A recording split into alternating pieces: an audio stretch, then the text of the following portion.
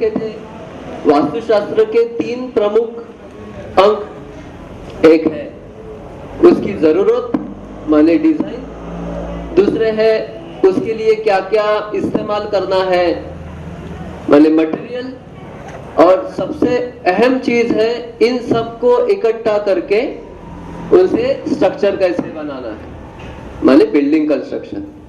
आज हम यहाँ पे बैठे हैं बिल्डिंग कंस्ट्रक्शन, इस बात को समझ। हम बोलते हैं कि ये सब हम सीख रहे हैं एक स्ट्रक्चर खड़ा करने के लिए, स्ट्रक्चर ही बोलते हैं ना अल्टीमेट। तो बताइए स्ट्रक्चर का मतलब क्या है? खुद से खड़ा हो, ओके, और खुद से खड़ा है, ठीक है, वन दैट इज कंस्ट्रक्ट। अच्छा, एक काम करें, आप स्ट्रक्चर के सीधे एग्जांपल ही मुझे दे दीजिए, तो फिर मैं समझ जाऊंगा आप उसके पीछे क्या समझे हैं। पिलर है, ह्यूमन बॉडी, वेरी गुड, बड़ा बेड भी एक स्ट्रक्चर है, हाँ डीएनए भी अपना स्ट्रक्चर है।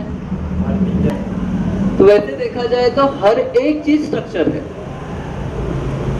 डीएनए से लेके पहाड़ तक, अपनी पूरी अर्थ का जो गोला है, मूंद है, ये सब कुछ स्ट्रक्चर ही है। ये हवा भी स्ट्रक्चर है।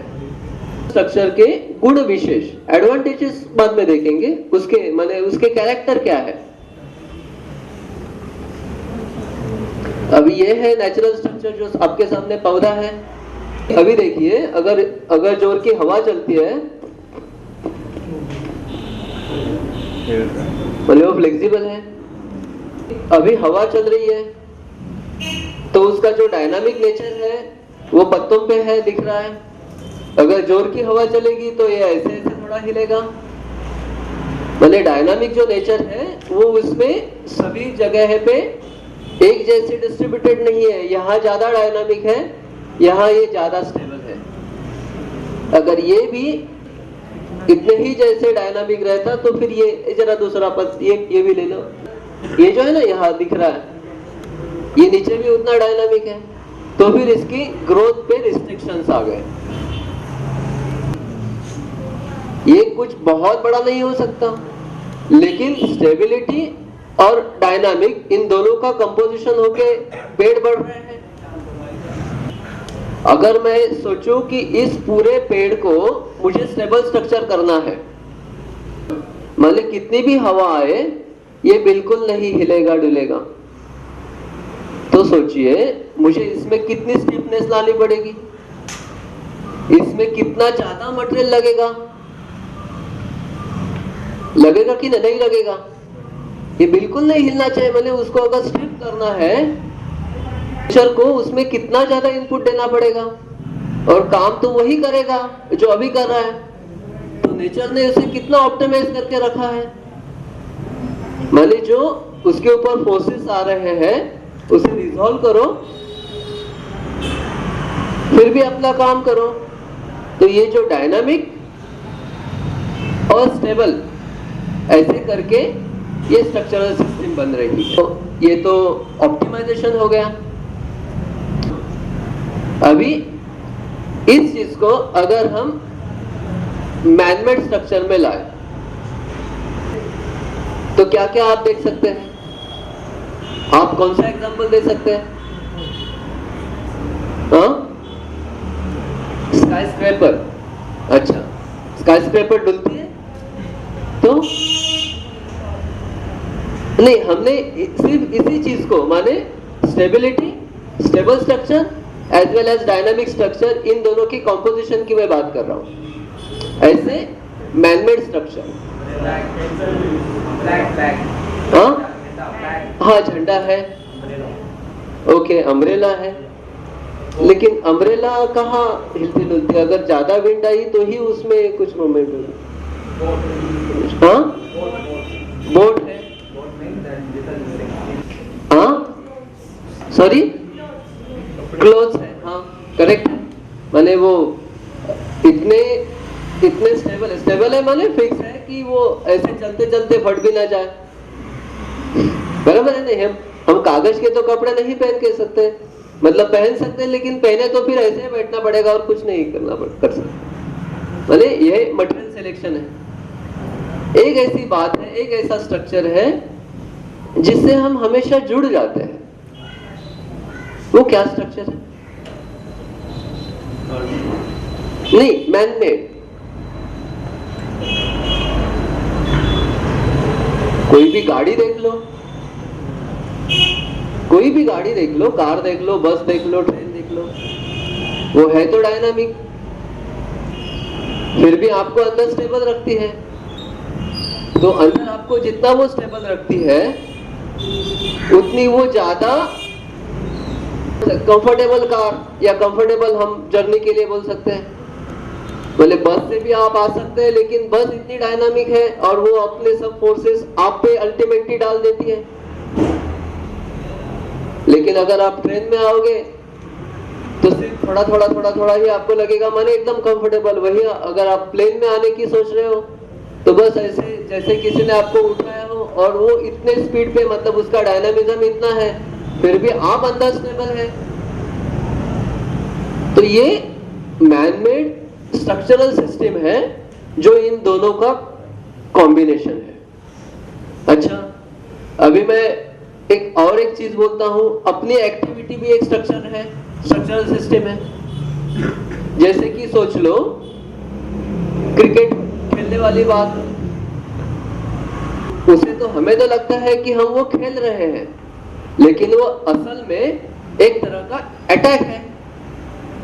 लेकिन अटैक में रूल इतना है कि उसके शरीर पे नहीं अटैक होना चाहिए, ऐसे वो अटैक है ना, इसलिए वो खेल बन रहा है।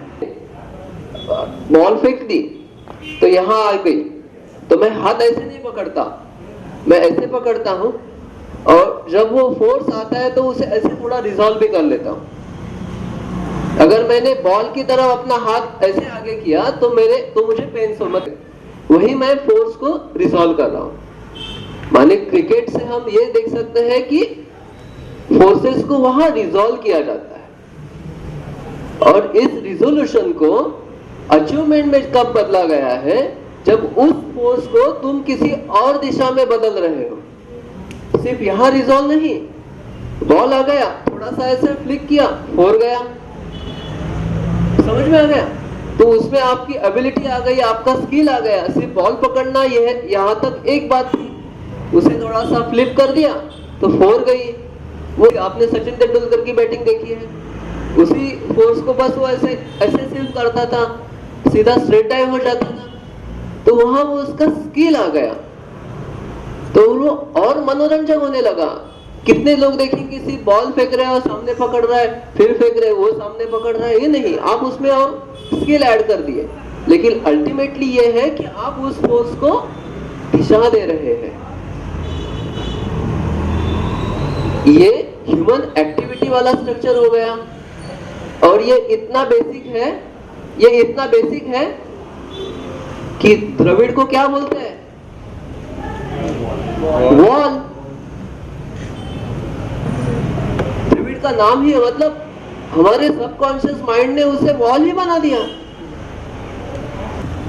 अभी स्ट्रक्चरल सिस्टम को, माने स्ट्रक्चर को कुछ डिफाइन कर देते हैं, माने हम, तो फिर हम आगे जा सकते हैं।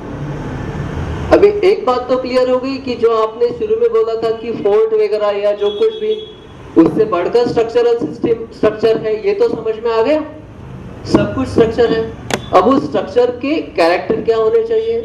द्रविड़ को वॉल क्यों बनाया गया है, मतलब वॉल क्यों बताया गया है, कागज क्यों नहीं बताया गया?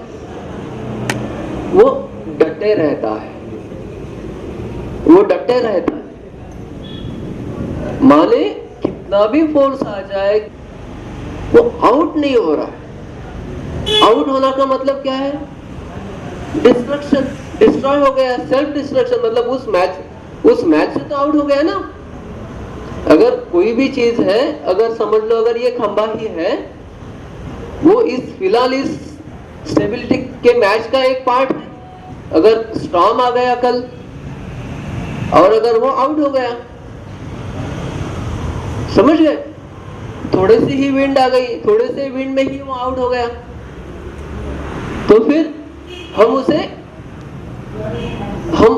उस पे भरोसा नहीं कर सकते कि स्ट्रक्चर माने ऐसी चीज जो काम तो कर रही है, अपना पूरा काम कर रही है, लेकिन खुद पे उसका असर नहीं होने दे रही है। बात क्लियर हो गई? ये घर पिछले 150-200 साल से खड़ा है, सब फंक्शंस हो रहे हैं, क्या इसमें कुछ असर हुआ है? बिल्कुल नहीं हुआ है। परसों हमने मिट्टी का घर देखा, लगभग 200-250 साल पुराना, वो बोले ना, वैसे का वैसे है, पूरा मिट्टी का घर। बोले वो बेस्ट स्ट्रक्चरल सिस्टम हो गया, काम तो कर रहा है लेकिन खुद पे असर नहीं होने दिया है। हम जो स्ट्रक्चर के बारे में सोच रहे हैं, उसके कैरेक्टर क्या होने चाहिए? वो डायनामिक होना चाहिए या स्टेबल होना चाहिए? स्टेबल होना चाहिए। आप बस को ही अपना घर नहीं बना सकते, आप पेड़ को अपना घर नहीं बना सकते। तो आपको मालूम है कि वो गिरेगा नहीं, हिलेगा डुलेगा, समझ गए? और उसके ऊपर आपने अपना कुछ घर बना दिया, आप कंफर्टेबल नहीं हो पाओगे। वो फर्स्ट प्रिंसिपल वाला वास्तु स्वास्थ्यवर्धक नहीं है, आपको डिस्कम्फर्ट कर रही है। तो हम स्टेबल स्ट्रक्चर की ओर जा रहे हैं, मतलब जिसमें हम हमारी एक्टिविटी बिल्कुल शांति से कर पाए। तो हमें अभी सिर्फ ये जो स्ट्रक्चरल सिस्टम हमने देखी, उसमें से डायनामिक स्ट्रक्चर अभी फिलहाल के लिए बाजू में रखते हैं और सिर्फ स्टेबल स्ट्रक्चर की दिशा में थोड़ा आगे जाते हैं। ये तो नेचुरल स्टेबल स्ट्रक्चर हुआ। ये नेचुरल स्टेबल स्ट्रक्चर इसलिए हुआ है, इसमें ऑप्टिमाइजेशन बहुत है। कम से कम मटेरियल में ज़्यादा से ज़्यादा स्ट्रेंथ आ जाती है इस शेप में। अब एक को सोच लीजिए, अंडा, अभी तो नहीं लाया हूँ, लेकिन अंडा जो है वो अगर किसी दूसरे शेप में होता, दूसरे शेप में, कोई भी दूसरे शेप में, तो उसकी वॉल थिकनेस बढ़ानी पड़ती कि नहीं पड़ती? तो ये तो एकदम माने मिनिमम से मिनिमम मटेरियल में ज़्यादा से ज़्यादा स्ट्रेंथ देने वाला ये है स्ट्रक्चर सिस्टम। तो ऐसे स्ट्रक्चर हम बनाते हैं कि नहीं बनाते हैं? अभी ये तो नेचुरल स्टेबल स्ट्रक्चर है, लेकिन अगर ये हमें हमारे काम का स्टेबल स्ट्रक्चर करना है तो फिर कैसे कर सकते हैं? कैसे कर सकते हैं? हमारी काम का स्टेबल स्ट्रक्चर कर रहे हैं।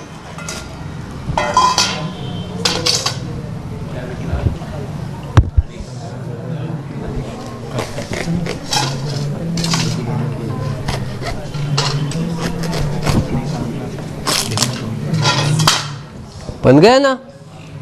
बनाते हैं कि नहीं बनाते हैं? ऐसे इग्लू बनाते हैं, डोम बनाते हैं। तो ये तो हो गया ना, माने ये स्टेबल भी हो गया और नेचर से भी सीखा हुआ है, बिल्कुल आसान है। तो ये तो एक हो गया। दूसरा और स्टेबल फॉर्म क्या है? ज्योमेट्रिकल में पूछ रहा हूं। ये स्टेबल स्ट्रक्चर को जरा अनस्टेबल बना के देखते हैं। अभी ये प्लेट है, सर्कुलर है ना, नेचर का सबसे सिंपल फॉर्म, ये तो स्टेबल है। अभी इस प्लेट को मुझे अनस्टेबल करना है, कैसे करूं? नहीं, मुझे इसी प्लेन में उसे अनस्टेबल करना है। अगर ऐसे किया तो अभी ये मेरे लिए एक लाइन है, समझ गए? तो लाइन को मैंने इस शेप में किया है, मुझे इसी को अनस्टेबल करना है। हाँ, बस इसके नीचे ये रखने की कोशिश करो, अनस्टेबल बन गया। अभी जो होने वाली है बहुत ही अहम है। जैसे जैसे प्लेट ऊपर आती है, अभी प्लेट को नहीं, हम इसको, हाँ, अभी ये प्लेट अगर ये सिलेंडर बन के ऊपर आ गया, माने ये हो गया, तो ये अनस्टेबल कैसे बनेगा? या फिर हम करेंगे या फिर वो खुद हो जाएगा। अगर हम करते हैं तो हम उस पर कुछ फोर्स देंगे तभी वो अनस्टेबल बनेगा, समझ गए? या फिर अगर वो खुद से होता है तो उसका मतलब है इसका जो ग्रेविटी के अगेंस्ट काम करने वाला उसका कुछ वेट है उसमें वो खुद गड़बड़ी कर रहा है। समझ में आ गया? अभी क्लियर हो जाएगा। अभी सिर्फ हम हमारे वाले डिस्टर्बेंस से आने वाली अनस्टेबिलिटी के बारे में देखते हैं। अभी ये स्टेबल है, समझ लो यहाँ से बस इतनी 4 उंगलियों पे मैं यहाँ पे फोर्स लगा रहा हूँ। समझ लो कि ये 1 यूनिट है और मेरा जो फोर्स है वो भी 1 यूनिट है। तो अगर मैंने ये सेम फोर्स डबल हाइट पे अगर अप्लाई किया, एक की जगह डबल हाइट पे, तो फिर इसके अंदर जो स्ट्रेसेस डेवलप होने वाले हैं वो कितने हो जाएंगे? दुगने। ये बात बहुत अहम है, क्योंकि ये बात समझ में आ गई तो स्ट्रक्चर का बहुत सारा चीज समझ में आ गई।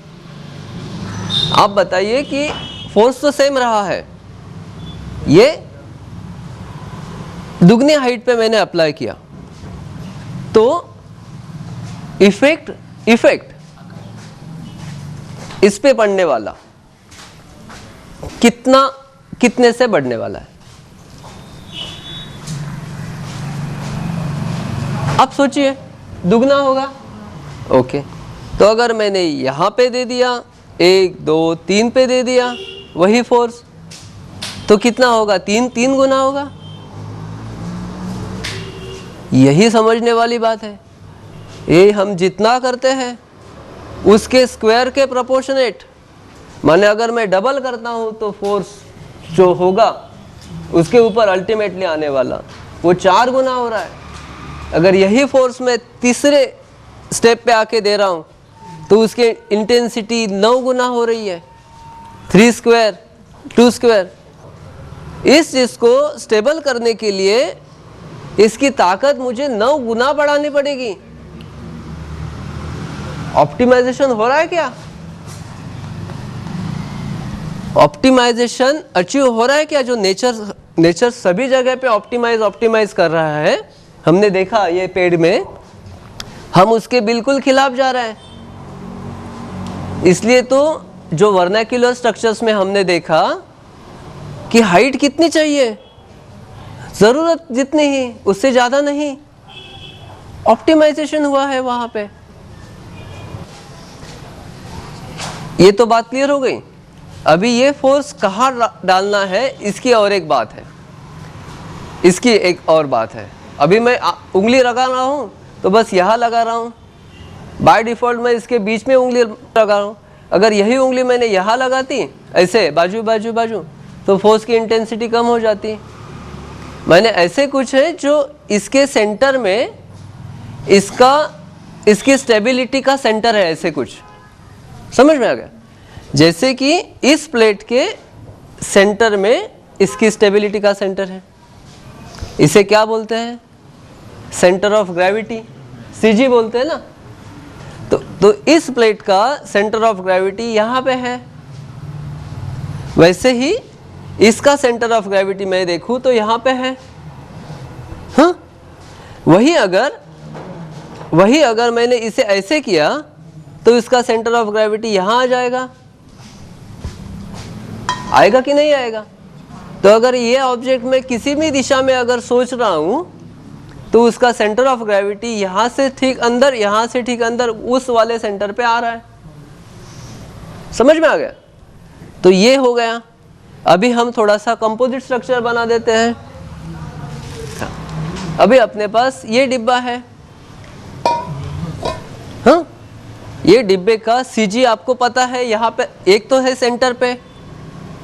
अभी इसका मास है जो ऐसे आ रहा है, माने इसका जो सीजी है वो यहाँ पे, अगर मैंने इसे ऐसे अगर लेने की कोशिश की तो मुझे नीचे ये देखिए, माने इसका सीजी इस प्लेन में आ रहा है, बराबर है? माने यहाँ पे इसका सीजी है। तो इसको मैं इसके ऊपर रख रहा हूँ। इसका सीजी यहाँ पे, इस चीज़ का सीजी यहाँ पे। लेकिन अगर मैंने इन दोनों को एक साथ कर दिया, ये दोनों मिलके एक ही चीज़ बना दिया, तो ये सीजी नीचे जाएगा और ये ऊपर आएगा। इस सिस्टम का सीजी यहाँ आ जाएगा कहीं पे। तो अगर इसको मुझे, इस चीज़ को अगर स्टेबल रखना है तो मुझे ज़्यादा प्रयास करने होंगे। अगर इसी को मैंने उल्टा कर दिया तो ठीक है भाई, इसका सीजी यहाँ था, नीचे का था, तो ये थोड़ा सा और स्टेबल हो गया। इसे मैंने ऐसे कर दिया, ये तो बिल्कुल स्टेबल हो गया। इसका सीजी नीचे, फिर इसका भी सीजी नीचे आ गया। मानी सेम चीज़ को अगर जब हम इनका कंपोजिशन करते हैं तो बस उसको कंपोजिशन कैसे करें, इसके ऊपर इनकी स्टेबिलिटी बनती है। तो वर्नाक्युलर स्ट्रक्चर में जो जितने भी लाइट वेट रूफ है, उसका रीज़न समझ में आ गया। बहुत सिंपल है। उसका सीजी जो है उस दीवार का, उसे बरकरार रखा है। अगर उसे हम निकाल के कोई दूसरा मटेरियल वहाँ पे डाल दे जो बहुत एकदम हेवी है, तो फिर वो सडनली उसका सीजी ऊपर जाएगा। और फिर उस स्ट्रक्चर को स्टेबल करने के लिए हमें उनकी स्ट्रेंथ उतनी गुना बढ़ानी पड़ेगी। कितनी गुना हमने पहले ही देखा, समझ में आ गया ना। और इसके सिंपल है कैलकुलेशन। किसी भी चीज़ का सीजी कैसे कैलकुलेट करना है, इसके कैलकुलेशंस बहुत सिंपल है। माने कोई 10 का लड़का भी कर सकता है जिसे 10 की ज्योमेट्री आती हो। तो आपके समझ में आ जाएगा। ये जो है इसके साथ एक तो खिलवाड़ नहीं करनी है और उसे ज़्यादा से ज़्यादा नीचे रखना है। तो अगर हम इस पे आ जाए, ये हमारे स्क्वायर, तो हमारे ये स्क्वायर प्लान में, और अगर हम उसका क्यूब बना दें तो ये हो गया। जो स्क्वायर प्लान था वो ऊपर आ गया। अभी ये तो मटेरियल समझ लो इतना है। माने हमने देखा कि सर्कुलर प्लान को कैसे बदला जा सकता है और कैसे बनाया भी जा सकता है। तो वैसे स्क्वायर प्लान को इस तरह भी बनाया जा सकता है। तो इसी इतने वॉल्यूम को स्क्वायर प्लान रखते हुए और स्टेबल कैसे किया जा सकता है। स्टेबल करना है माने उसका सीजी नीचे लाना है। तो वो क्या शेप है? पिरामिड है भाई। पिरामिड स्क्वायर प्लान वाला सबसे स्टेबल स्ट्रक्चर है, क्योंकि उसका जो सीजी है वो नीचे से 1/3 पे है। माने उसकी जो टोटल हाइट है नीचे से उतना ही हाइट पे है ना। इसलिए तो पिरामिड आज तक डटे रहे हैं। इसलिए तो ये सब पहाड़ कितना भी, मतलब आप देखिए, आप सैंड का भी पहाड़ बना सकते हैं। वाड़ू ले लीजिए, उसे वैसे डाल दीजिए, वो अपने खुद के नेचुरल फॉर्म में जाएगा, नेचुरल स्टेबल फॉर्म में जाएगा। तो जिस मटेरियल की स्ट्रेंथ बहुत कम है, आप उसे भी स्टेबल बना सकते हैं अगर आपने उसका सीजी नीचे लाया तो। सिंपल है। तो हमारे पास अभी काफ़ी ऑप्शंस बन गए। स्क्वायर प्लान से ये एक ऑप्शन है। हम ऐसे भी घर बना सकते हैं, माने अपने काम का स्ट्रक्चर। दूसरा ये बना, अपने स्क्वायर नहीं, सर्कुलर प्लान से ये बना सकते हैं। स्क्वायर प्लान से ये बना सकते हैं, या फिर स्क्वायर प्लान से पिरामिड बना सकते हैं। तो हमें, हमारे पास 4 ऑप्शंस है, 4 बेसिक ऑप्शंस, माने 2 बेसिक प्लान और उसके 4 ऑप्शंस बन गए, इसके 2। तो इसमें से हमारे काम के कौन से हैं? ये देखिए, अगर मैंने ऐसे घर बनाया मेरा, और मुझे समझ लीजिए कि कुछ एडिशन करनी है। मेरी शादी हो गई, बच्चे हो गए, तो घर में एडिशन करनी है। तो एक तो क्या करना पड़ेगा मुझे, ऐसा ही दूसरा करना पड़ेगा बाजू में, बराबर है। तो अगर ये दोनों एक साथ ऐसे बाजू बाजू हो गए, हाँ, तो इसके कनेक्शन के डिटेल्स तो मैं इससे थोड़ा सा इजी रास्ता सोचूंगा। ये ऐसे भी स्ट्रक्चर बनते हैं, जैसे भूंगा है ना, वो इसी प्लान ऐसे है प्लान पे, लेकिन जब दूसरा भूंगा बनाने की बात आती है तो उसे हटके दूसरा बनता है, तीसरा उसे और हटके बनता है, और वहाँ का जो मटेरियल है उसके अनुसार वो एकदम सही डिज़ाइन है। भूंगा अगर यहाँ बनाने की हम बात करें तो फिर जो नेचुरल मटेरियल यहाँ पे है उसके अनुसार लोग सोचेंगे अरे यार हम थोड़ा सा और हमारा काम कम कर देते हैं, हम स्क्वायर प्लान में बना देते हैं, तो उसे जितना चाहे फिर बढ़ा देंगे बाजू बाजू में। तो ये हमारे चॉइस की बात हुई।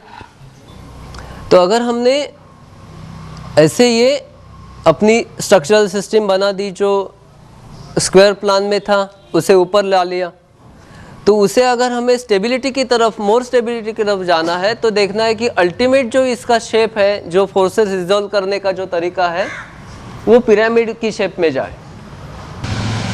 हम ये सब बना रहे हैं क्योंकि कुछ फोर्सेस एक्ट कर रहे हैं, उन फोर्सेस को हमें रिजॉल्व करना है। तो अभी हम दूसरी बात पे आ रहे हैं कि फोर्सेस कौन सी तरह के होते हैं। फोर्सेस जब आते हैं तो जो बदलाव होते हैं स्ट्रक्चर पे उनके टाइप क्या है, मतलब वो कैसे लेता है, उनके टाइप क्या है। कंप्रेशन हुआ कि नहीं हुआ? हाँ, तो ये तो कंप्रेशन हो गया। दूसरा बेसिक जो फोर्स है वो टेंशन है, बेसिक फोर्स। एक तो दबाव है या फिर खींचना है। तीसरा और कौन सा हो सकता है? बेंडिंग है, फिर टॉर्शन है, मतलब और एक फोर्स रहता है उसको टेंजेंशियल फोर्स, हाँ वो शियर फोर्स भी है। तो ये काफ़ी सारे फोर्सेस हैं। टेंजेंशियल फोर्स ये होता है कि जैसे ये देखिए, अगर मैंने ऐसे अगर उंगली ये की ना, माने वही फोर्स लेकिन वो अपनी जगह बदलते बदलते जाता है। समझ में आ गया? इसे टेंजेंशियल फोर्स बोलते हैं। माने जो व्हीकल्स जब रास्ते पे जाते हैं तो वो रास्ते पे जो लोड आता है वो टेंजेंशियल फोर्स रहता है। तो सबसे डेंजरस फोर्स टेंजेंशियल फोर्स है, मतलब अगर स्ट्रक्चरली बात करें तो।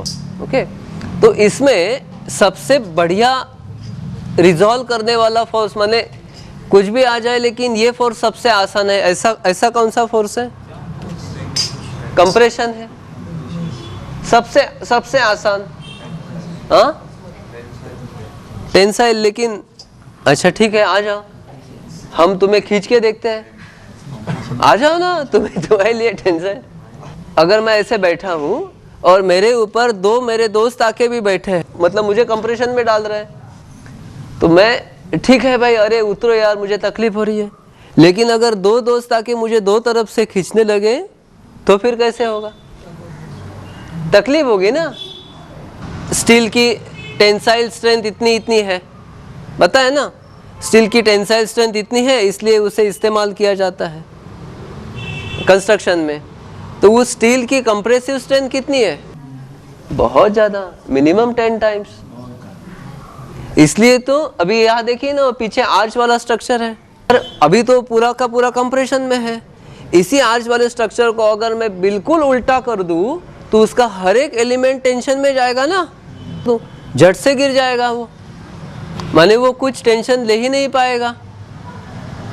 तो हमें ये देखना है कि स्ट्रक्चरल सिस्टम में ज़्यादा से ज़्यादा एलिमेंट कैसे कंप्रेशन में आते हैं। सीजी है जिसको हम लोअर लेते हैं, और दूसरा है जो कोई भी फोर्स डाल दो उसका अंतिम परिणाम अगर कंप्रेशन में हो रहा है, जस्टिस हो गया डिज़ाइन के साथ। ये बात मैं और थोड़ी सी सिंपल कर दूं कि आपने अपने आजू बाजू बहुत सारे लोग देखे हैं, आप बोलते हैं कि अरे वो बहुत कूल गाय है। वो कूल है माने क्या है? वो टेंशन लेता ही नहीं है। ये भी खराब सिचुएशन आ जाए वो कूल है, कि वो कूल इसलिए कि उसमें कोई खिंचा भी नहीं है अंदर से, और उसे मालूम है काम कैसे करना है। हमने ऐसे कई म्यूजिशियंस देखे हैं, अगर आप उनके नज़दीक जाओ एज अ ह्यूमन, वो बहुत ही शांत रहते हैं। वो जो आता है वो आने के लिए प्रयास नहीं होते हैं, वो अपने आप उनकी बॉडी ही उस हार्मनी में गई है। फूल से सुगंध अपने आप आती है। आपने कई स्ट्रक्चर्स देखे हैं, जब भी आप किसी आर्च वाले स्ट्रक्चर में जाते हो, यही अभी सामने है। आज डोम्स वगैरह ये हमें देखने में ही सूदिंग क्यों लगते हैं? क्योंकि वहाँ सब कुछ कंप्रेशन में है। अच्छा, ये है, मैंने इस चीज़ पे फोर्स डाल रहा हूँ, इसकी हवा बिल्कुल कम कर दी गई है। ये डिफॉर्म हो रहा है नहीं, उसी चीज़ की स्ट्रेंथ थोड़ी सी बढ़ा दी गई है, तो ये हो गया। तो मैंने क्या इसके अंदर भर दिया तो इसकी स्ट्रेंथ आ गई? हाँ, एयर भर गई। माने एयर जिसे हम कुछ नहीं समझते, उसकी कंप्रेसिव स्ट्रेंथ देखिए। ये इसकी कंप्रेसिव स्ट्रेंथ नहीं है। इसे मैं अगर बिल्कुल फ्लैट कर दूं तो इसकी कंप्रेसिव स्ट्रेंथ क्या रहेगी? तो ये किस चीज की कंप्रेसिव स्ट्रेंथ है? एयर की। माने अभी जो मैं 2 मिनट पहले बोला कि कोई भी चीज आप कंप्रेशन में डाल दो, ये बात बहुत क्लियर हो गई क्या? इसलिए तो टायर बने हैं। वो क्या है? आप टायर से हवा निकाल दो, वो क्या है? कुछ नहीं है। वही टायर कितना लोड लेता है। तो यही है स्ट्रक्चर का एक बहुत अहम बेसिक। हम सैंड से भी कंस्ट्रक्शन कर सकते हैं। मिट्टी में जिसमें बिल्कुल कोहेसिवनेस नहीं है, वो सैंड है, तो हम उससे भी कंस्ट्रक्शन कर सकते हैं। वो भी बिल्कुल आसान है। वैसे ही दबाव मैं इस नारियल पे डाल रहा हूं, ये आपने देखा। हाँ, ये पत्थर है, इसे फेंकू क्या? नहीं। क्यों नहीं फेंकू? क्योंकि ये फूट जाएगा। ये है मिट्टी का गोला, और ये वही मिट्टी है जिससे मकान बनाए जा सकते हैं। 2 दिन पहले हमने खेल के भी देखा, बहुत स्वास्थ्यवर्धक। आप काम करो, अगर मुझे पत्थर निकालने हैं एक बड़े से पत्थर से, कितना स्ट्रेसफुल एक्ट होगा वो। पत्थर फोड़ना है, वो फोड़ते समय उसमें से कुछ मेरे आंखों में जा सकते हैं। तो वास्तुशास्त्र का पहला नियम है, वास्तु स्वास्थ्यवर्धक हो, बनाते बनाते ही मुझे इंजरी हो रही है। लेकिन मिट्टी से अगर मुझे काम करना है तो फिर मेरा स्वास्थ्य बढ़ते ही जा रहा है। ये वाली ईंट है, इसकी विड्थ है बस इतनी सी। ये देखिए, वो जो मैं बोला था ना, ह्यूमन रिलेशन प्रपोर्शन, देखा ना? इतनी है ना। ये भी देखो कितनी है। तो ये जो ईंट है, इससे मैं कितना ऊपर जा सकता हूं? ऐसे ऊपर ऊपर ऊपर कितना जा सकता हूं? क्योंकि हम जरा ईंट की कंप्रेसिव स्ट्रेंथ को समझ रहे हैं। 7-8 ईंट, ओके। अगर मैंने इस पे मोर्टार नहीं लगाया तो हम 7 या 8 ईंट लगाए। अगर हमने इसे मोर्टार लगाया, ठीक है, और अगर हम इसे ऊंचा ऊपर लेके जा रहे हैं, तो फिर हम इसे कितना ऊंचाई पे लेके जा सकते हैं? मैंने उसका बेंडिंग को रिस्ट्रिक्शन कर दिया है। मैंने उसको अगर बेंडिंग होने से बचा दिया, उसको सपोर्ट कर दिया है। ये देखिए, ये जो बेंडिंग हो रहा है ना, ये इसमें भी हो जाएगा। इससे मैंने इसे रोका है, ऐसे ऐसे ऐसे रोका है, तो ये बेंड नहीं हो रहा है, लेकिन फिर भी उसके ऊपर लोड आ रहा है। तो मैं इसे कितना ऊपर लेके जा सकता हूँ? एक अंदाज़ा, 8 फीट, 10 फीट, आगे आगे जाता हूँ। आप मुझे जहाँ आप अनकंफर्टेबल महसूस करें वहाँ मुझे रोक दीजिए। तो हम इसे कितना ऊपर तक लेके जा सकते हैं ताकि नीचे वाली ईंट क्रश ना हो जाए। अगर क्रश हो गई माने कंप्रेशन में फेल हो गई, आउट हो गया। 5 फीट में कंफर्टेबल है, 10 फीट में कंफर्टेबल है। आपने तो देखा है 10 फीट की वॉल। मैं अभी पूछ रहा हूँ 15 फीट में,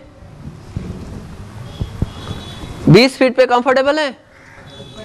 बहुत ज़्यादा हाँ, नहीं, मैं क्या पूछ रहा हूँ, आपकी नजर में लोड ज्यादा हो रहा है। मैं पूछ रहा हूँ ईंट की नजर में क्या हो रहा है।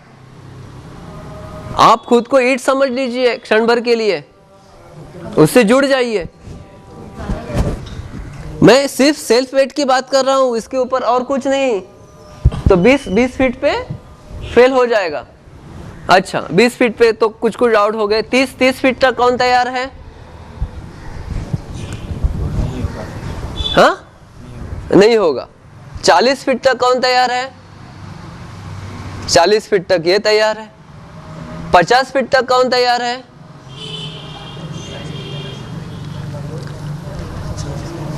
What is the comfortable height of half brick thick wall you have seen in the CDS campus? In the men's hostel, how much it is? 3 floor. How much feet? 25 feet at least. How much in the central library? It is 6 floors. 6 floors plus that one on the top, so total 7 floor. 7 floor into 8 feet height. So how much has been achieved there by Laurie Baker? 56 feet. 56 feet height actually standing there for last 50 years with this half brick thick wall, and that is not only its self weight but the weight of the staircase also, minimum 3 times of its self weight. That means we can take this brick wall to minimum 150 feet height without crushing at the base. That much is the compressive strength of the brick wall. अगर हम मिट्टी को अच्छी तरह से बनाएं तो हम इतनी ही स्ट्रेंथ काफ़ी आसानी से अचीव कर सकते हैं। और हम उससे कितना परसेंटेज इस्तेमाल कर रहे हैं? 5% भी नहीं। हम देखते हैं ना कि अरे ईंट लेती, मतलब ईंटें देख ली, पत्थर देख लिया, तोड़ के देख लिया, अरे ये तो टूट रहा है, तो ये स्ट्रक्चर बनाने के लिए काबिल नहीं है, हमें और ज़्यादा मजबूत चाहिए, और ज़्यादा मजबूत चाहिए। अरे लेकिन उसकी जो फिलहाल मजबूती है तुम एक्चुअली उसके 5% भी नहीं इस्तेमाल कर रहे हो इसकी, तो तुम्हें इससे और मजबूत चीज की जरूरत क्या है? और तुम जितना मजबूत होने की सोच रहे हो उसका सेल्फ वेट भी बढ़ रहा है। फिर उस मटेरियल को प्रोक्योर करने के लिए एनर्जी भी ज्यादा लग रही है। फिर वैसे मटेरियल को जिसकी सेल्फ डेंसिटी बहुत ज़्यादा है उसे बॉन्डिंग करने के लिए कुछ और सिस्टम इस्तेमाल करने पड़ रहे हैं, वो नॉर्मल बॉन्डिंग नहीं होता।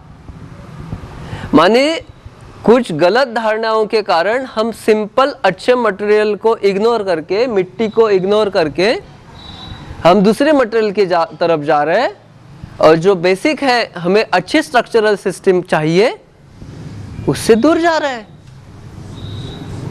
तो अगर हमारी अपनी धारणाएं ठीक कर दी, जो हमने सबसे पहले बोला था कि शिक्षा क्या है, शिक्षा माने एजुकेशन क्या है, एजुकेशन वही है जो आपकी धारणाओं को ठीक करे, नहीं ना कि जो आपकी पहले ही जो धारणा है उसमें जाके फिट हो जाए।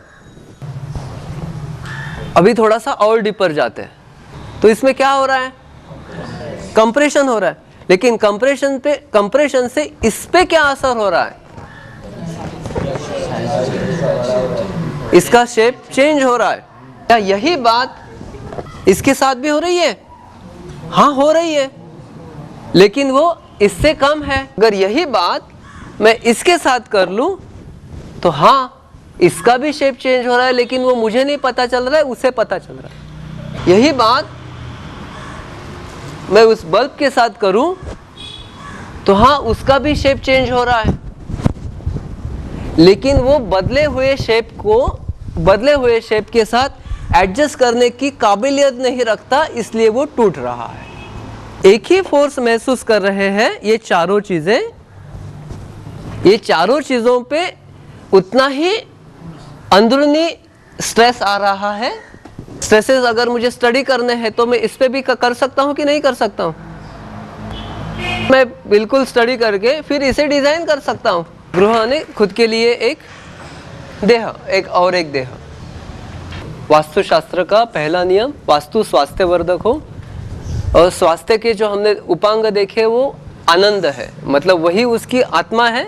एक गृह एक ऐसी सिस्टम है जो सभी स्थितियों में आपका साथ दे। हमने जो 350 साल पुराना घर देखा या अभी ये जो जिस वास्तु में अभी है, इस वास्तु ने सभी जनरेशन को बिना तकरार किए साथ दिया है, बिल्कुल अच्छे से साथ दिया है। और वो भी उनको आर्थिक रूप से ना सताते हुए। वास्तुशास्त्र का दूसरा अहम नियम, आर्थिक रूप से ना सताए, बिल्कुल ना सताए।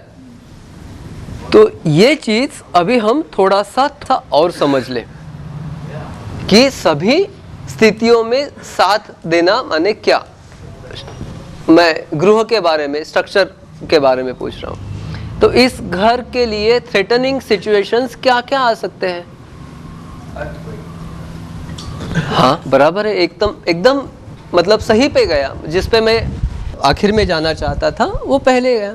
एक तो सिंपल सब फोर्सेस है, उसको आगे आगे लेके जाए तो अर्थक्वेक है। लेकिन आपने शायद अर्थक्वेक महसूस नहीं किया हो, आज तक एक्सपीरियंस नहीं किया हो, इसलिए आपको नहीं पता कि वो क्या है, उसके फोर्सेस कितने हैं। आप चाहे या ना चाहे, ये सब की सब जो लैंड्स है वो साउथ पोल से नॉर्थ पोल तक जा रही है, आपको पता है।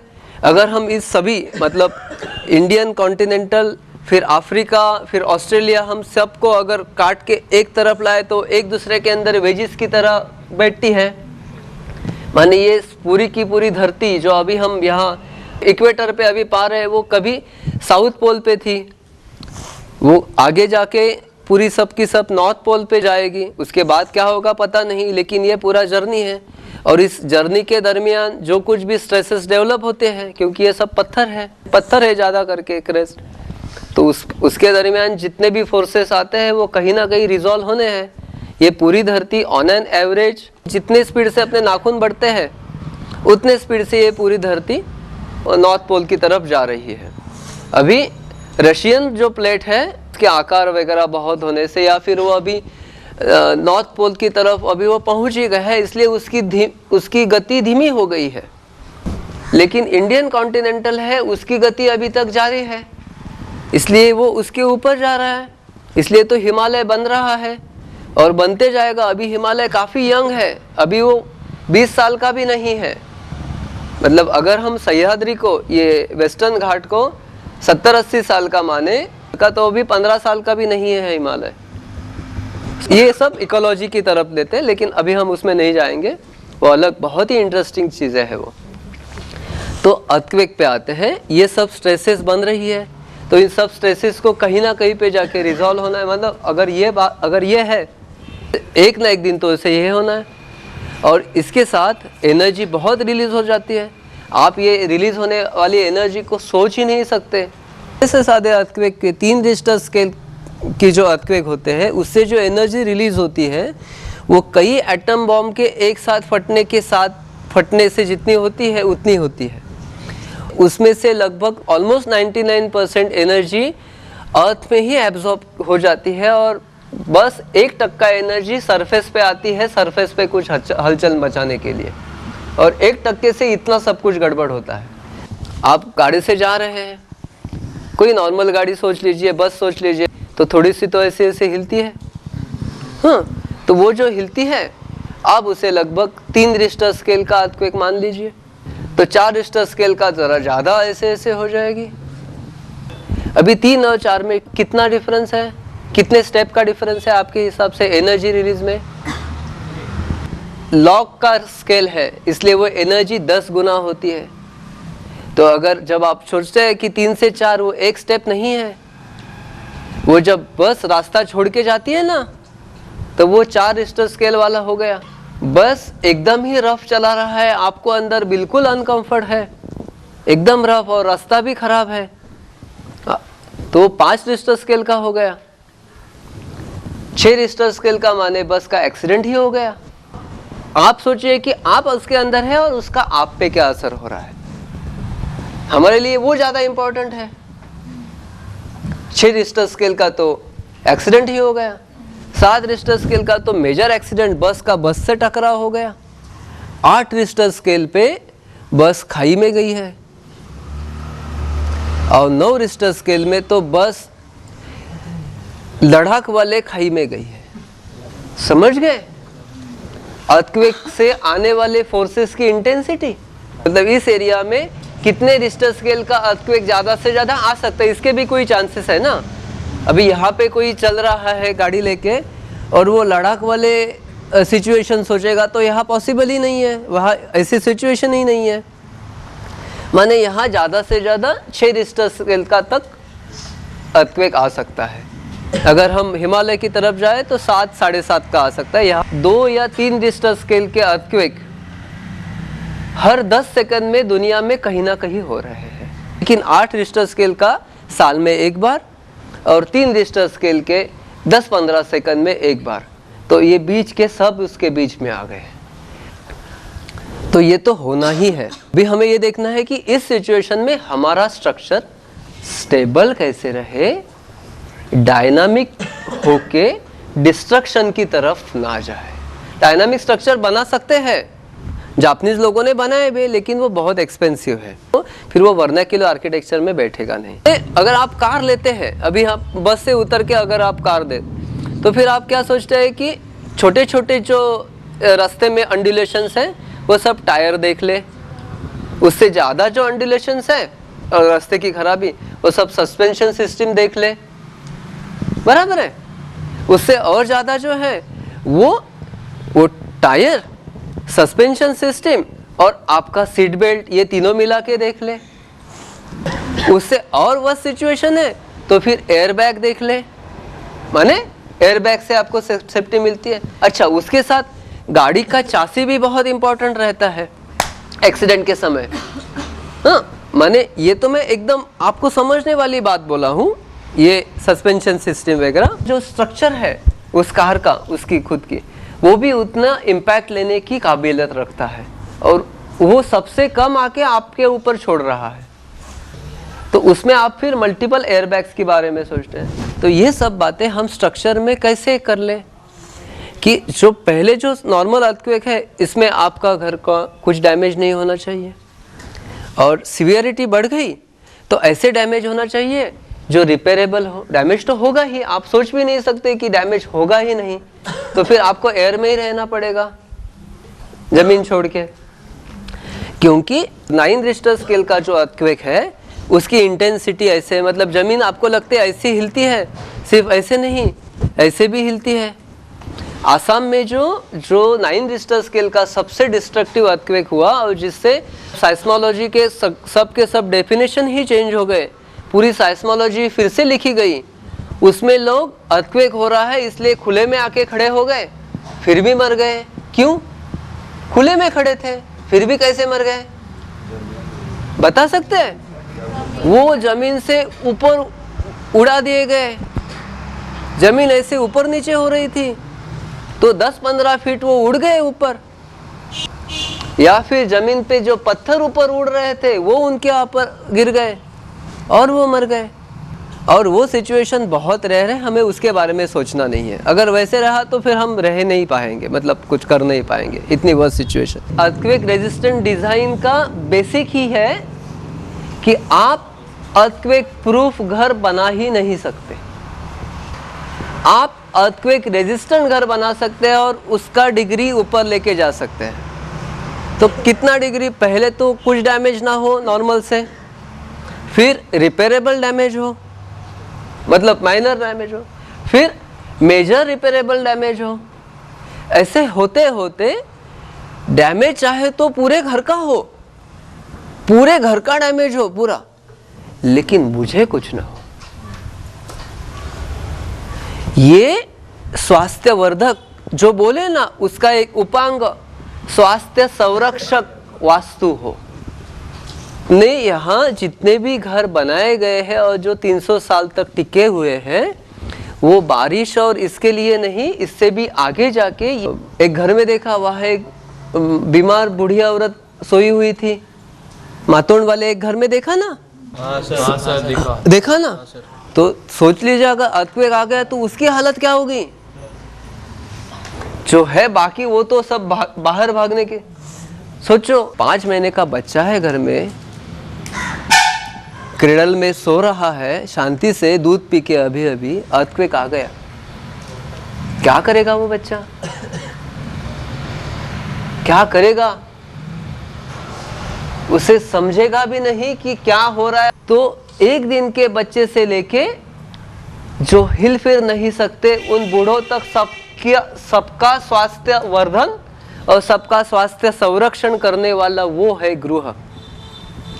तो ये जो भी टेक्नोलॉजी, जो भी स्ट्रक्चरल सिस्टम डेवलप हुई है वो उस हद तक जाके डेवलप हुई है, और वो ही सिर्फ मिट्टी में डेवलप की है, कोई मटेरियल चेंज नहीं किया है।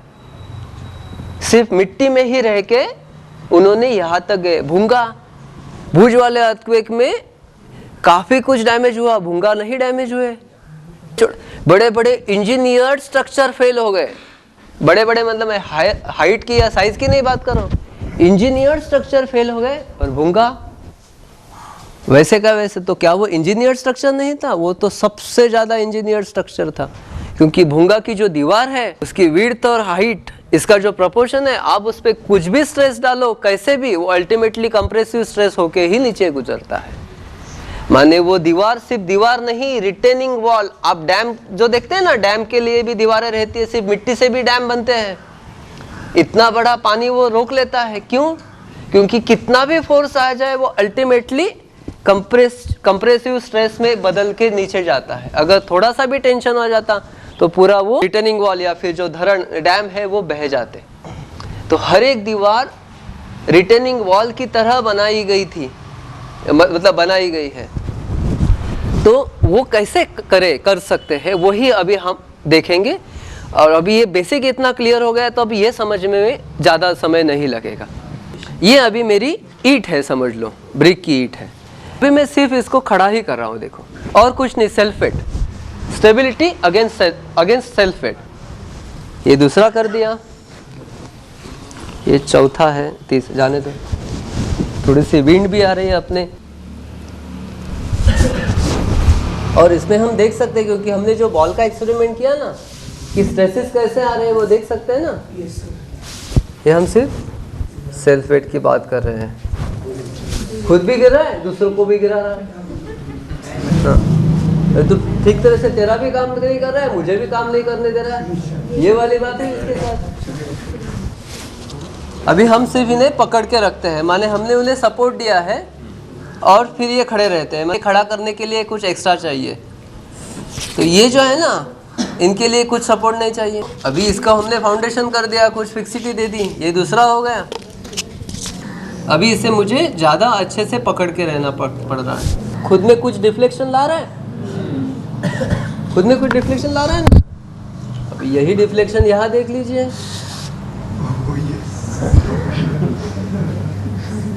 बस यही आपको समझाना था, बस यही आपको समझाना था।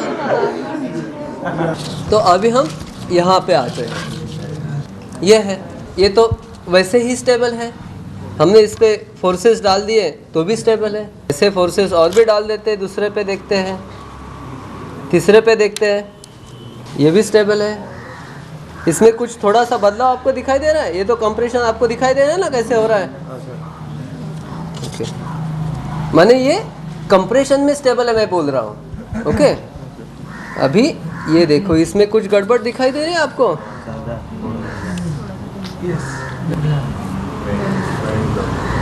मैंने तभी आपको बोला था कंप्रेसिव स्ट्रेंथ देखने की कोई आवश्यकता नहीं है, क्योंकि हम 5% भी कंप्रेसिव स्ट्रेंथ उसका इस्तेमाल नहीं करते। तो देखना ये है कि ना होने की काबिलियत कितना रखता है। बेसिक ये है, मैं सीधा फॉर्मूला पे आ जाता हूँ। क्योंकि 1:6 रेशो जब रहता है ना विड्थ टू हाइट, तभी आप एक्शियल कंप्रेशन जितना भी डालते हो ना वो सबका सब कंप्रेसिव स्ट्रेस में ही अल्टीमेटली गुजरता है। 1:6 रेशो तक एकदम कंफर्टेबल है। वो उससे बढ़ गया तो फिर बेंडिंग आने लगा। इसलिए वो जो मातोंड वाले घर में जब सेक्शन ड्रॉ करने थे, उसका विड्थ टू हाइट रेशो कितना है आपने देखा था, ये इतना है, और उसकी हाइट कितनी थी?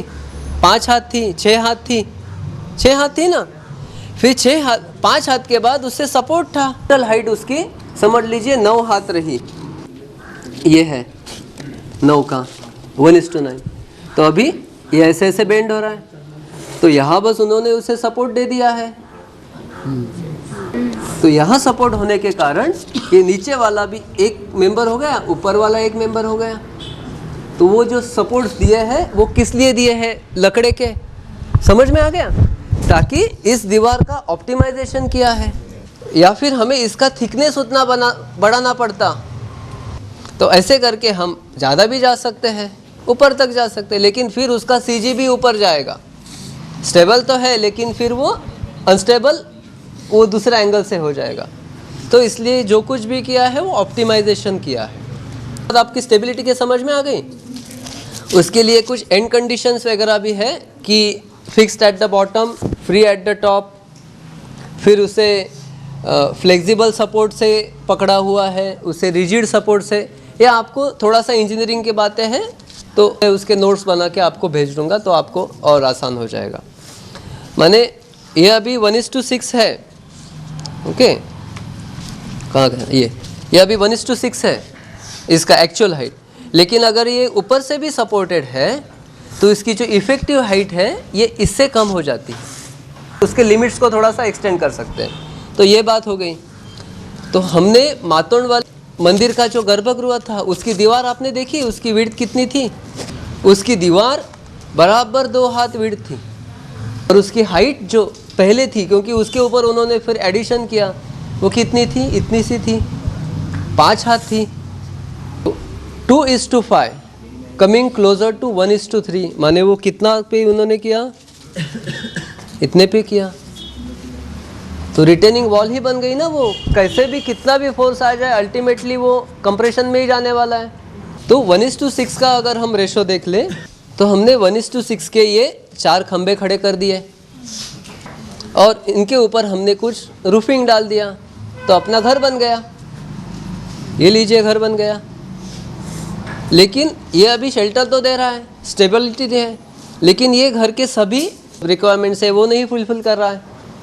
तो हमने 1:6 रेशो में ये दीवार बना दी। तो अपने ज़रूरत के अनुसार हमने 4 दीवारें बनाई और ये स्पेस बना दी। उसके ऊपर हम चाहे तो ये क्लोज करके कर दें। तो क्या ये घर तैयार हो गया? ये गृह तैयार हो गया? हाँ पैक है। माने घुसे कैसे? दिया है लेकिन अंदर जाए कैसे? बराबर है। तो फिर हमने उसमें कुछ छेद कर दिए, तो आओ छेद कर देते हैं।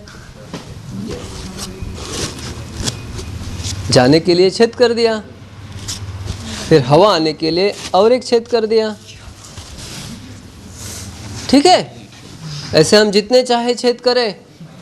तो अब क्या है, हम जितने चाहे छेद कर रहे हैं, हमारे लिए तो वो डोर और ओपनिंग है, मतलब डोर और विंडो है। उस दीवार के लिए वो क्या है? उस दीवार के लिए वो वीकनेस है। ये कपड़ा है, कपड़े में मैंने छेद कर दिया। हाँ, मैंने ये देखिए, ये बटन लगाने के लिए मैंने तो छेद कर दिया, वो मेरी ज़रूरत के अनुसार मैंने छेद किया। लेकिन इस कपड़े के लिए क्या हुआ? वीकनेस हो गया, वहाँ से फट सकता है। तो फिर उसे एक्स्ट्रा वहाँ पे स्टिचिंग किया और उसे उसकी स्ट्रेंथ वापस दे दी। तब छेद तो हो गए, हम अंदर जा भी सकते हैं, हमारे ज़रूरत के अनुसार उसका इस्तेमाल भी कर सकते हैं। लेकिन इस दीवार के लिए तो ये वीकनेस बन गया ना। अब वो वीकनेस कितनी डिग्री तक का बना है ये ज़रा देखते हैं। ये देखो, ये जो दीवार थी ये ऐसे ही नहीं ना खड़ी हो सकती, इसलिए या तो इसकी स्टेबिलिटी के लिए मुझे इसकी विड्थ बढ़ानी पड़ेगी, या फिर उतनी ही स्ट्रेंथ देने वाली दूसरी क्रॉस वॉल देनी पड़ेगी। तो ये जो क्रॉस वॉल्स है ये इन्हें स्ट्रेंथ भी देती है स्टेबिलिटी के लिए। ऐसे मिलके ये चारों दीवारें एक दूसरे को पकड़े हुए रहती है। इसलिए सबसे इम्पोर्टेंट रहता है ये कॉर्नर वाला डिटेल। लेकिन क्यों? क्योंकि वरना इसमें गड़बड़ हो जाएगी। इसमें गड़बड़ हुई माने क्या हुआ? ये देखो, अगर कॉर्नर अच्छा नहीं तो क्या होगा? समझ लो 4 दोस्त ऐसे खड़े हैं एक दूसरे को पकड़ के, और 5वें को उनके ऊपर खड़ा रहना है, और उसमें से 4 में से एक ने हाथ ही छोड़ दिया, तो 3 वो है उनमें बहुत गड़बड़ हो जाएगी। तू भी गिर रहा है, हमें भी गिरा रहा है, वो वाली सिचुएशन हो जाएगी।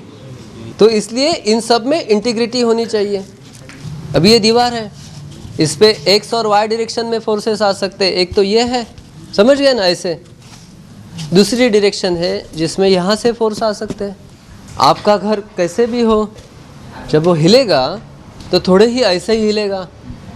मैं बताऊँ आपको थोड़ा, ऐसे अगर मैं खड़ा हूँ और मुझे किसी ने धक्का दे दिया तो मैं इमीडिएटली क्या करूँगा, की स्टेबिलिटी के लिए ऐसे करूँगा, माने अपनी वेट बढ़ा रहा हूँ। तो बस में जब हम खड़े होते हैं हम ऐसे रहते हैं, एक हाथ यहाँ पकड़ते हैं, एक हाथ यहाँ पकड़ते हैं, माने तू किसी भी दिशा में, हमें समझ में आ गया स्टेबिलिटी। हम कभी ऐसे नहीं पकड़ेंगे बस में, वरना ऐसे गिर जाने के चांसेस है।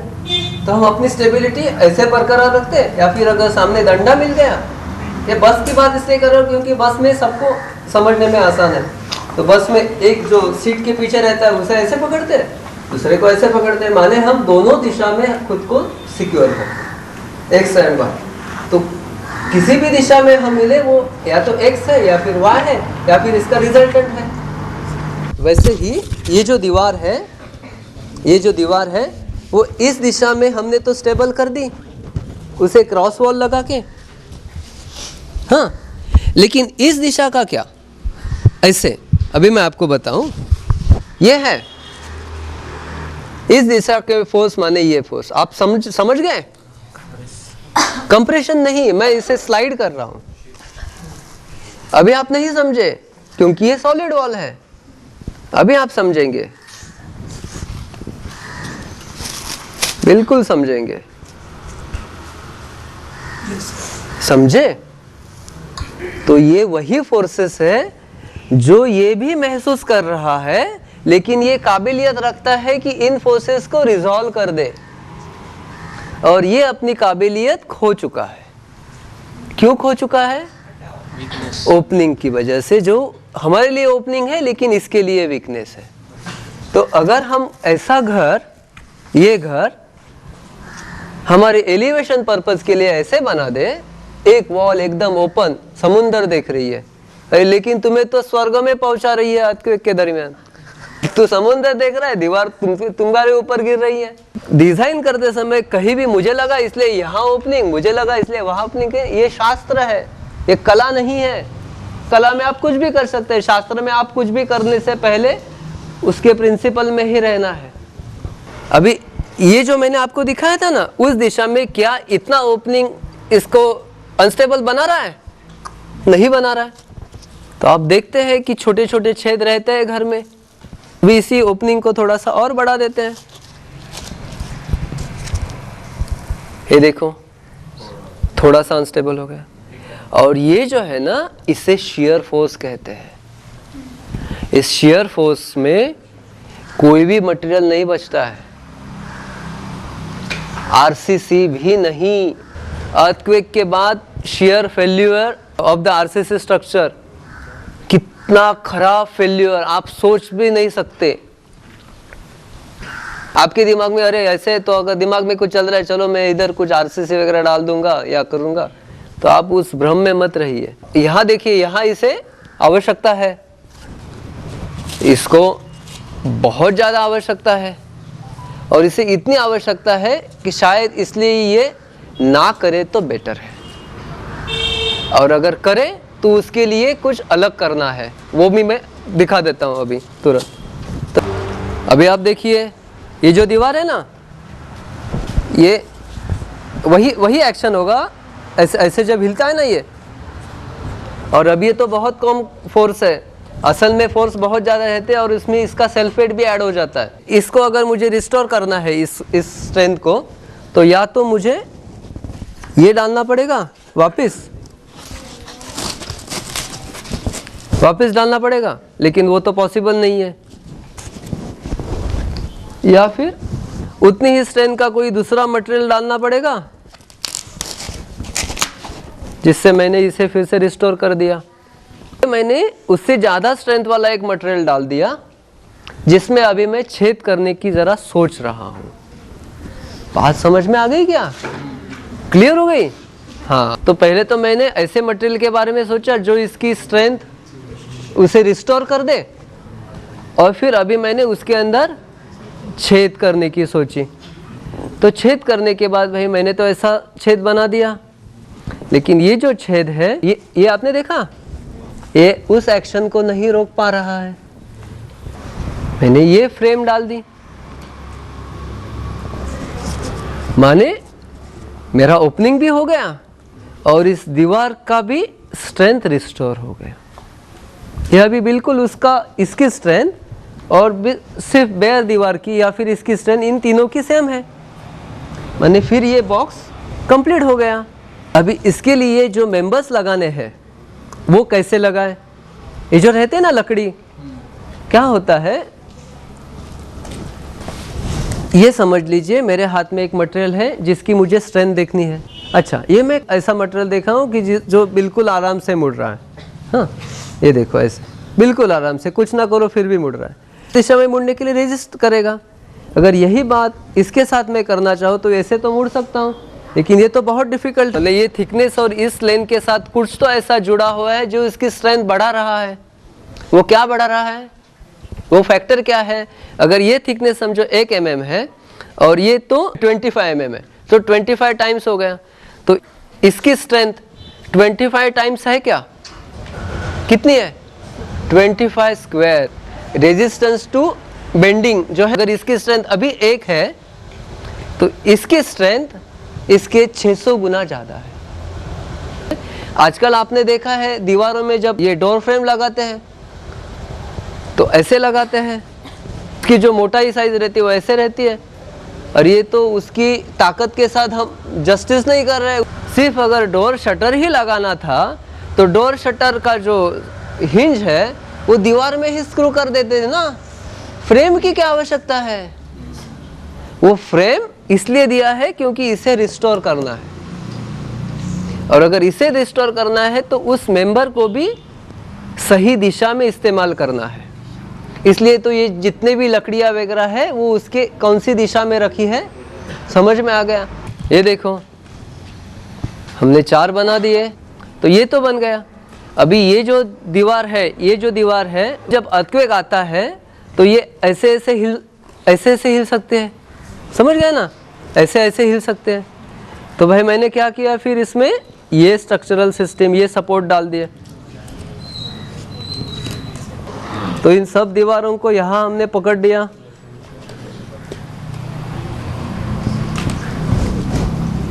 बस, तो ये इस दिशा में भी मजबूत हो गई, बराबर है। और इस दिशा में क्योंकि इसका ये इसे चिपक के है और इसका स्ट्रेंथ बढ़ा दे, फिर यहाँ पे वो सीधे सीधे खंबे आ जाते हैं लकड़ी के छोटे छोटे, आपने देखे हैं सभी जगह।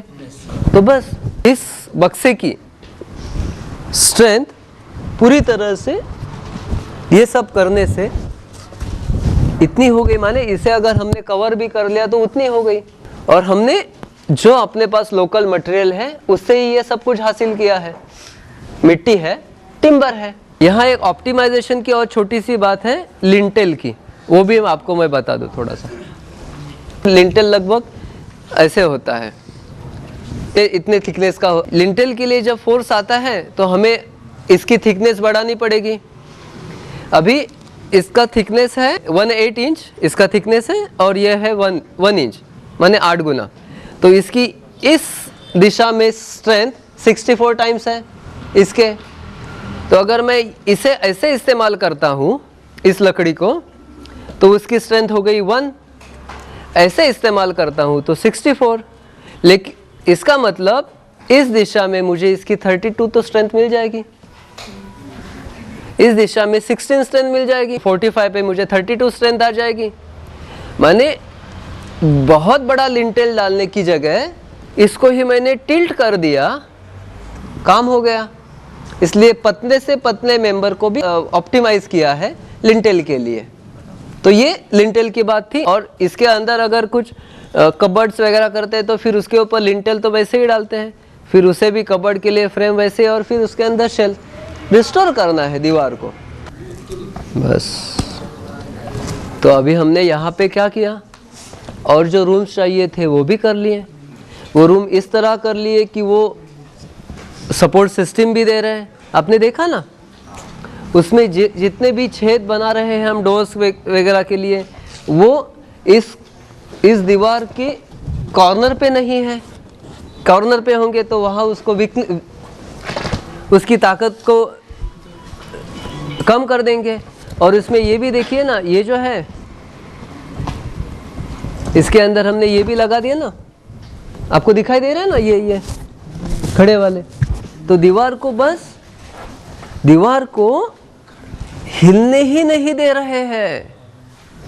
उसका वो वीकनेस है, अगर वो हिल जाती है तो टूट जाएगी, तो उसे हिलने ही नहीं देना है। आपने ऐसे भी देखे हैं मेंबर्स, माने ये जो दीवार है, ये दीवार है, इसे फिर ये ऐसे सपोर्ट लग जाता है, ये दीवार को ऐसे सपोर्ट, माने ये तो क्रॉस वॉल है ही, लेकिन फिर भी इसके बीच में ये सपोर्ट लगा दिए।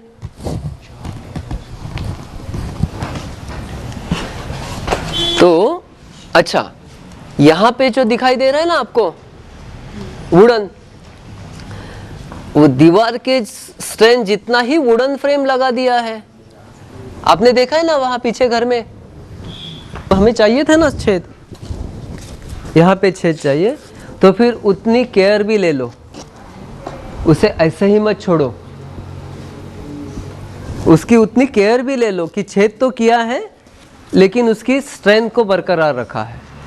क्योंकि हम जिस तरह से हम घर की तरफ देखते हैं वो अलग है, और घर as a structural system against all the climatic situations and calamities is different. उसके खुद के रूल्स है, उन रूल्स को समझना है और उनके अनुसार चलना है। तो अभी हम उसके ऊपर रूफ डाल देते हैं। अच्छा, इसके ऊपर हमने रूफ डाल दिया, तो रूफ के भी जो स्ट्रक्चरल सिस्टम है वो भी सपोर्ट सिस्टम देते हैं। तो फिर अब ये क्या बन गया, पिरामिड बन गया। शेप, घर तो बन गया, पिरामिड बन गया। माने हमने स्क्वायर का जो क्यूब बन गया था और क्यूब का जो पिरामिड बनाना था वो इस तरह से बन गया है। तो ये इस शेप का, लेकिन बिहेवियर कर रहा है उसके जैसा। एक और बात जो थोड़ी सी छूट गई है वो भी एक बता देता हूं तो क्लियर हो गया। हाँ, माने जो इम्पोर्टेंट बात है, अपना जो डोर रहता है ना, जो डोर फ्रेम्स रहते हैं वहां हिंजेस लगाए रहते हैं और वहां डोर रहता है। पुरानी प्रैक्टिस है उसमें हिंजेस नहीं रहते हैं, तो डोर कैसे रहता है, डोर फ्रेम छोड़ के बाजू में रहता है। आपने देखा है वो डिटेल शायद आपकी नज़रों से छूट गया। आप देखिए, मैं सिंपल बताता हूँ। बारिश के दिनों में वो दरवाज़ा कभी कभी टाइट हो जाता है ना, फिट हो जाता है। अरे अर्थक्वेक के दरमियान अगर ये फ्रेम थोड़ी सी डिस्टॉर्ट हो गई और दरवाज़ा बंद फिट हो गया, आप बाहर कैसे निकलोगे? तो इसका भी विचार कर दिया गया है और डोर शटर्स को फ्रेम से हटा ही दिया गया है। और इस तरह इसे अर्थक्वेक रेजिस्टेंट इस हद तक लेके जाना है कि अपने एरिया में जितने रिश्टर स्केल का अर्थक्वेक पिछले 300 साल में 400 साल में हुआ है उसे वो मजबूती से क्या कर सके, रेजिस्ट कर सके।